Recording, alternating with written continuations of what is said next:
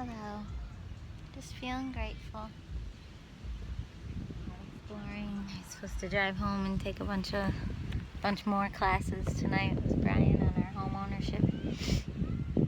It's like a seven-part series. But we decided to take the night off because we worked really hard this week. We still have to work in the morning. Sailboat. Which is nice because I was about to rush home. That was sort of the energy in the last couple songs. It's like, let me quick heal some things, ready, go! And then hurry home. Lake Michigan is a stunner.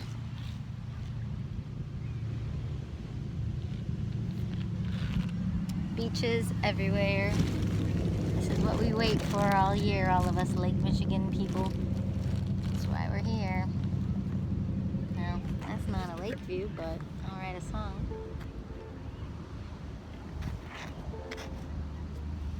Try to spin it a little bit. I don't think it's going to make much of a difference. Then I gotta lean over. Probably won't write much of a song if I do. But that's a pretty cool looking view, I can tell. Can you see water, or is that just my bag? Oh, that's just my bag. Well, still haven't really worked out the details of how to be a YouTuber. 900 videos later, maybe 1,000, who knows, maybe more. Maybe I'll just talk afterwards and show you the lake while I talk. Yeah, that's what I'll do. Now it's my knee. Give you some tree. Alright, here we go.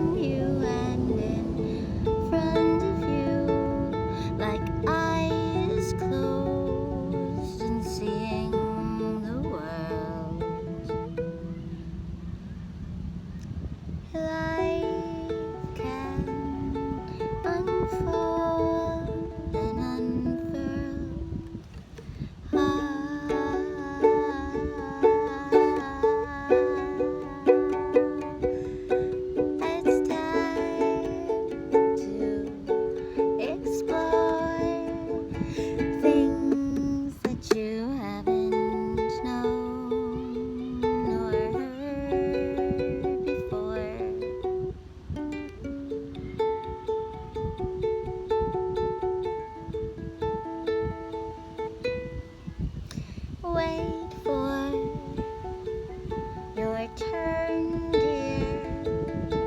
You've been waiting your whole life long.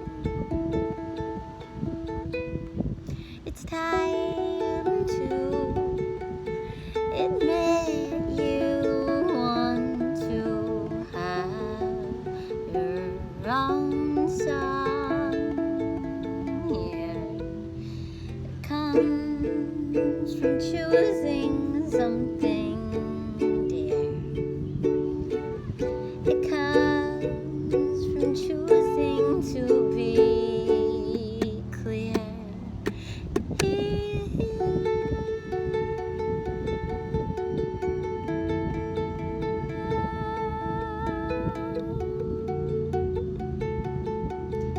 Decide who you are right now, dear. Right now in your mind, 'cause that's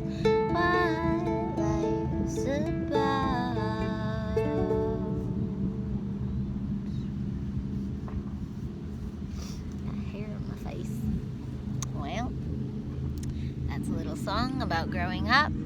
Even if you're already 43 and you're just now growing up, that's okay. That's where you are, and you are where you're meant to be, or at least you are where you can be. You are the only place you can be because you are there right now.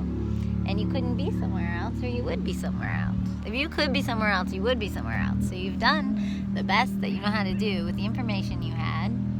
I learned that in the 12-step meeting, but not that I go to them anymore, but nothing against them. They helped me through some serious crisis.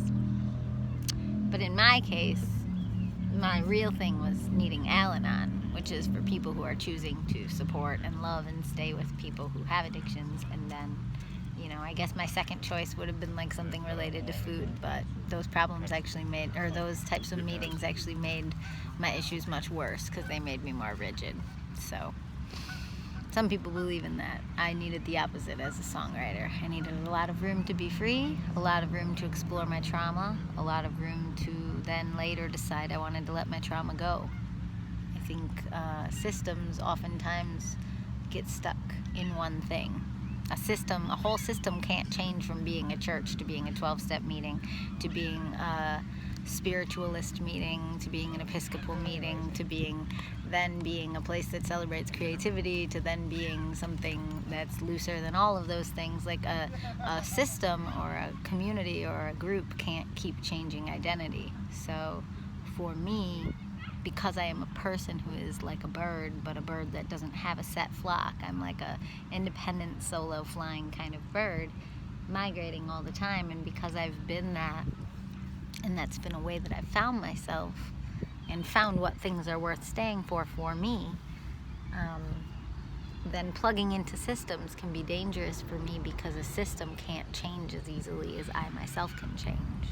I can change by adapting to new systems, or I can just change by being alone a lot and figuring out what I need instead of what I think the group or the room or the loudest voices in the room or the leaders or the community or the social structures or the hierarchies or the memes or the anything, politics of the room, politics of the church, politics of the town, politics of the activist groups, politics of anybody. All of it, social politics are still like a version of politics. All of it is very confining and defining by whoever is asserting and speaking the most loudly and the most confidently. And pushback is very hard for people like me to do because I have a lot of opinions and perceptions, but rarely the courage it takes to really continue, not just one time, but continue putting my observations out there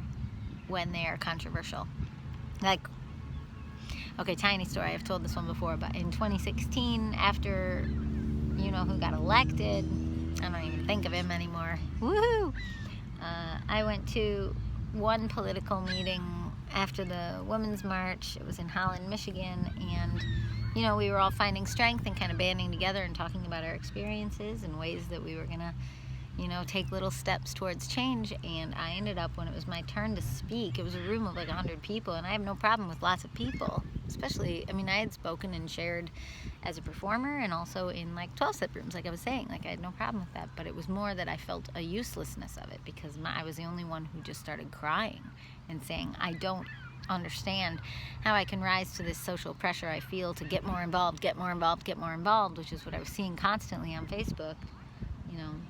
Don't just have an opinion, get more involved. But then I was like, I don't see how I can if all I want to do is either cry in these meetings or point out to all of you that your anger is making it hard for us to hear each other, because most people were just really raging in this room at each other and at the invisible forces that weren't in the room with us.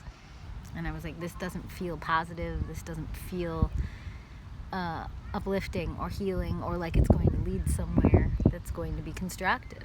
And that's how I felt, and I could see it in advance. And then I did watch that happen to some progressive groups, just kind of tearing each other apart. And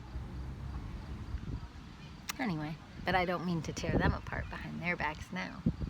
I just don't know that tearing apart things helps unless you immediately then shift your focus back to how to build, how to be constructive. Tear it apart, sure, break it down, but make it better. gotta get back to the building point. Anyway, well, that's a song and a ramble. And there's the beautiful Lake of Michigan.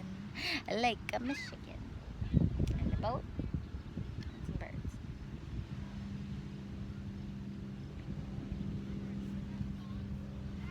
Also, you can just ignore my preaching. I don't ever really know for sure what I'm talking about. I'm so changeable. Bye.